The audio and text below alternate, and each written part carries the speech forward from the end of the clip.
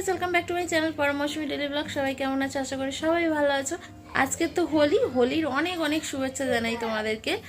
আর আজকের একদম সকাল থেকে ভিডিওটা স্টার্ট করলাম। দেখো এখানে মারপিট হচ্ছে, কিরকম খাওয়ানো নিয়ে যুদ্ধ চলছে।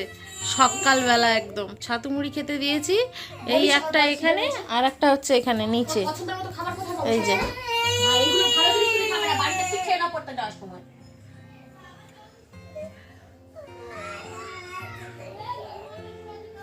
কান্না করে ভালোবাসা। আর মেরো না, আর মেরো না, মেরো না গো, আর মেরো না, ছেড়ে দাও।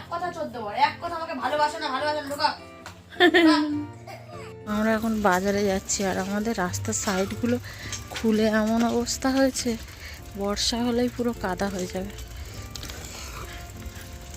সব খোলা অ্যাকচুয়ালি, ওই যে জলের পাইপ বসালো, টাইম কলের পাইপ। হ্যাঁ বসছে। হ্যাঁ মহারানী, বাবা কত মানে সম্মান। সত্যি সত্যি বললে না ইগো দিয়ে কথাটা বললে? ইগো দিয়ে কথাটা বললে না? বসেছি কিন্তু আমি বসতে পারছি না ঠিকঠাক। বাজারে গেছিলাম, আমাদের ভূত বানিয়ে দিয়েছে। ওই যে পেছনেরটাকে আরো বেশি। হ্যাঁ থাক, আর যাবো না, ভালো লাগছে না। এসো না মা, তোকে কে রং দিয়েছে? এই দেখো একেও রং দিয়েছে। কে রং মাখিয়েছে? না কে? ওই দেখ পালাই ওদিকে। আর আমাদেরটা ভূত হচ্ছে, ওই দেখো চুটকেটা জল নিয়ে খেলছে। রং গলায়নি, শুধু জল নিয়েছে, শুধু জল।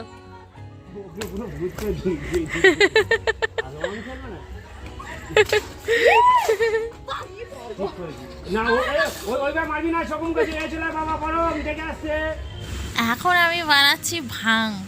এইদিকে দেখো দুধ নিয়েছি খানিকটা, কাজু পোস্ত বাটা, আর মানে শুধু কাজু পোস্ত না, বাদাম চারমগজ এইসব দেওয়া আছে।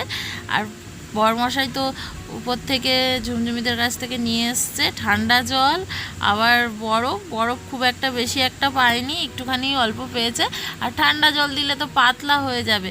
আর সিদ্ধিটাকে আমি এই সাইডে রেখেছিলাম, তো সিদ্ধিটাতে মেয়ে হাত দিচ্ছে বলে আবার সাইডে সরিয়ে নিয়েছি। ওদেরকেও দেবো, তবে ওদেরকে সিদ্ধি দেওয়ার আগে তুলে নেবো। তবে ফল দিচ্ছি না, বরমশাই বললো ফল দিতে হবে না, শুধু ওই দিয়েই বানাও। তো বানানো প্রায় হয়ে এসছে, মানে বাচ্চাগুলো খাবে, এইভাবেই দিয়ে দেবো বাচ্চাগুলোকে।